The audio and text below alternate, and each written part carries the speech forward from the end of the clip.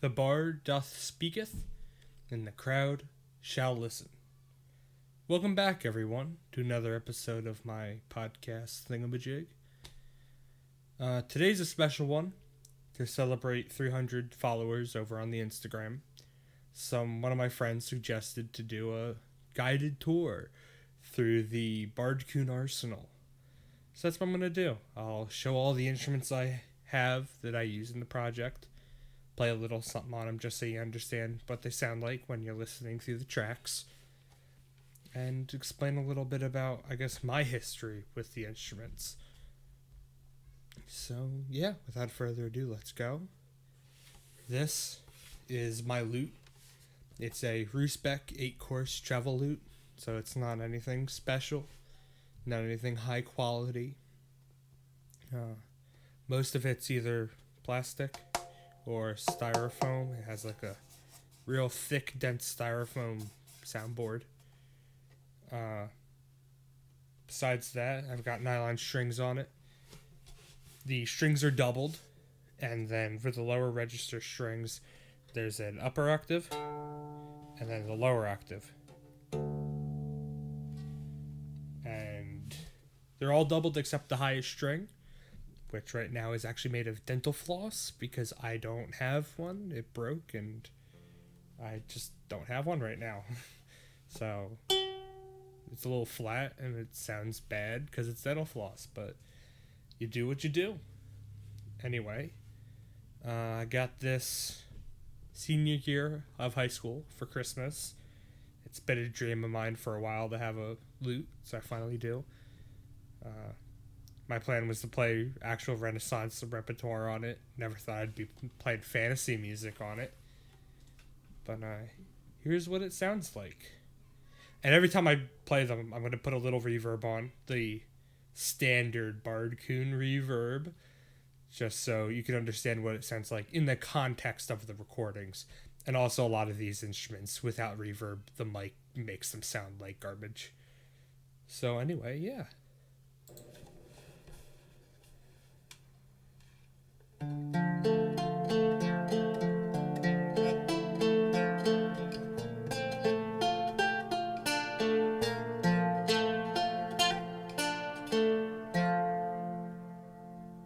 So there's the lute.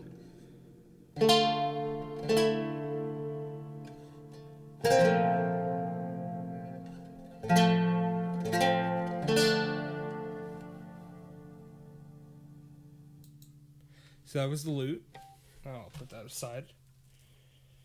Next, I guess we'll take a look at, despite the lute being what I always thought would be my favorite instrument in the arsenal, this Christmas I got this little lyre. And I really wasn't expecting it to be much. And ever since I got it, it is my favorite instrument that I use on any of the songs. I love how it sounds. It's cool. It's nice and small. I can take it where I want. I love it. So, yeah.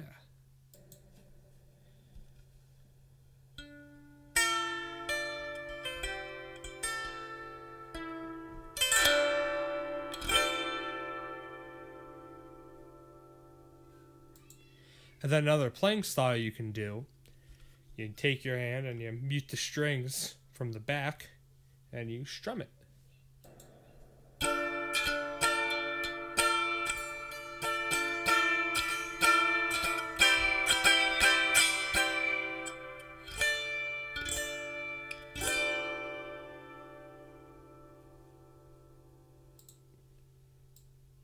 So that's that. Now, I guess I'll show my next, I don't know if it's my next favorite, but definitely my next used item in the repertoire, arsenal, is my penny whistle. This little, just plastic, woody penny whistle. Got this for Christmas this year, too. Before then, I was using a recorder, just a plastic, no-name recorder on all the tracks. And this is what this sounds like. I'll do a little unreverb for this. I'll play a little Irish music on it if I remember how to play the tune. and then I'll put the reverb on it and do some Bardcoon stuff. No, that's not it.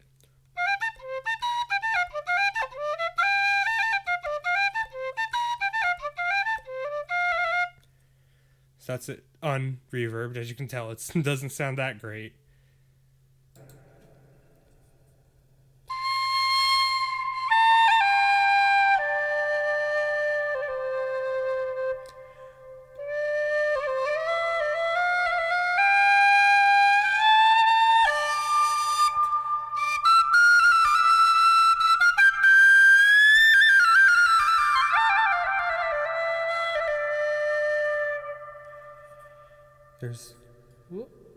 There's the penny whistle.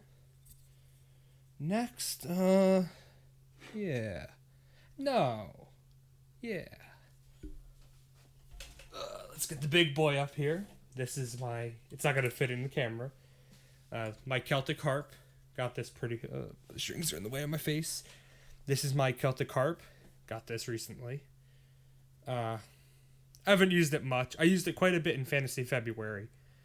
I only used it a tiny bit in the newest album, Heritage of the Bay. Go listen to it if you haven't. Gotta plug that. But, yeah. Give you a little sense. This is probably very out of tune. This does not stay in tune. I tuned it maybe 20 minutes ago. It's probably already out of tune, but I'm not retuning it right now, so...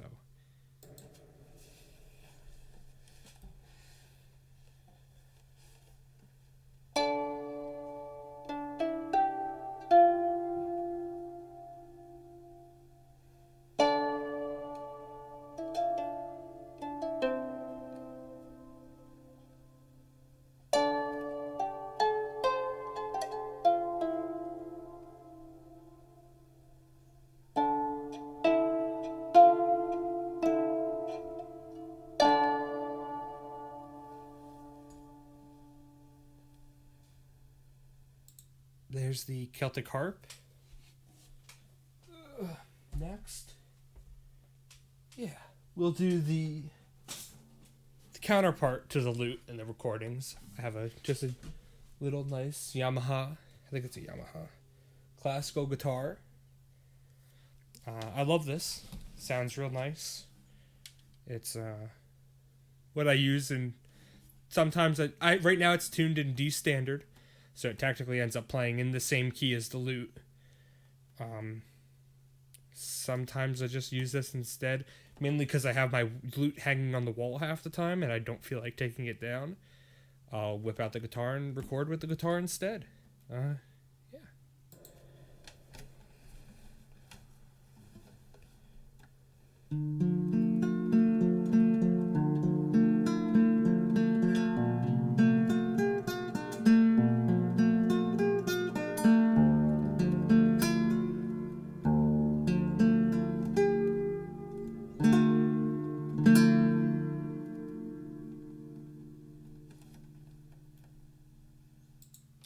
There's a guitar. What else we got? Yeah, we'll do this next. I'll put this and make my lute fall over.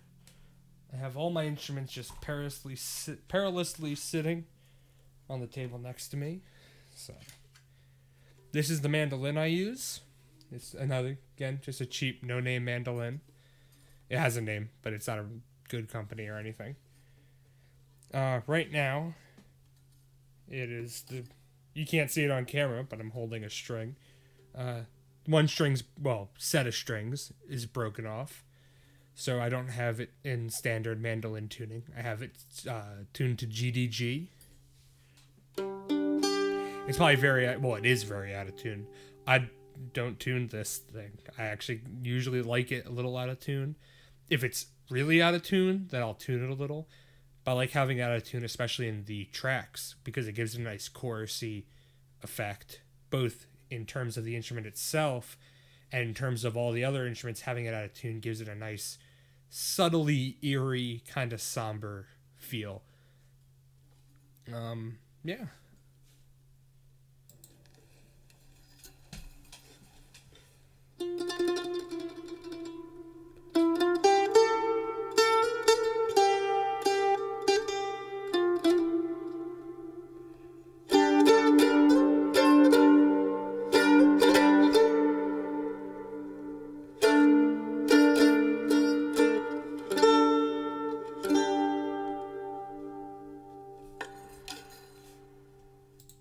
It's the mandolin.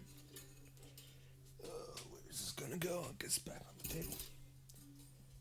And I think last of the current instruments, surprises maybe later, I don't know, is my bass recorder. I love this thing to death. This is a Woody also, just a Woody plastic cheap bass recorder. And I think it sounds really nice. So here we go.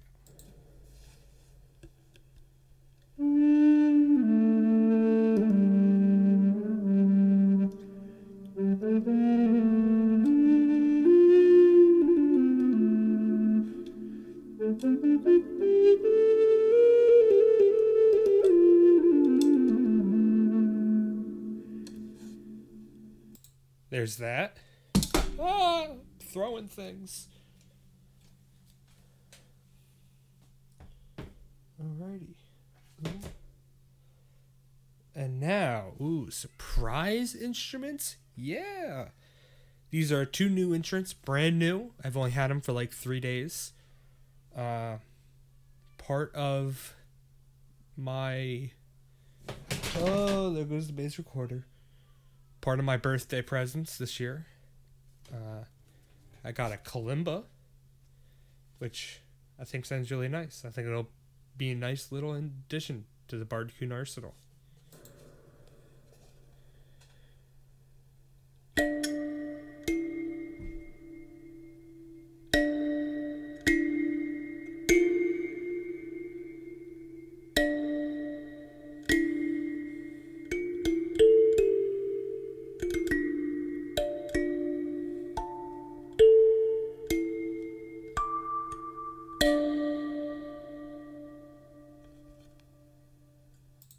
So there's the kalimba.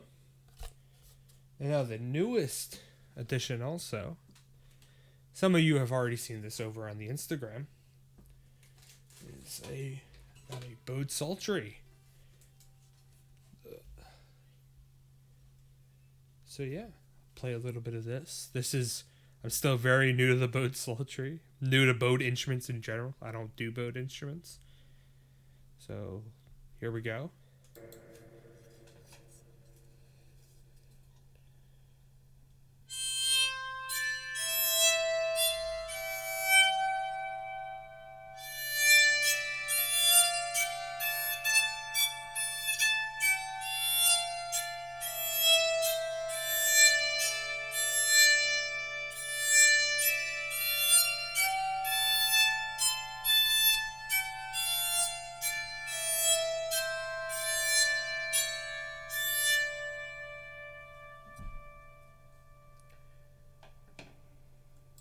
So there's the bowed psaltery.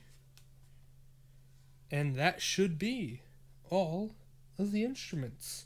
I think the only one I would be missing would be my plastic no-name recorder, which I do not use anymore. That was only featured, I think, in 2 songs on the first EP. And that was it. Yeah, that's that. Thanks for stopping by, listening to me ramble a lot and play some instruments. Excuse me. Hopefully this gives you some insight into the instrumentation process a little bit, I guess, and the ideas behind a lot of the songs. Now you can listen out for these instruments. And yeah, have a great, wonderful day. Catch you on the flip side. Woo! Have a good one, everyone.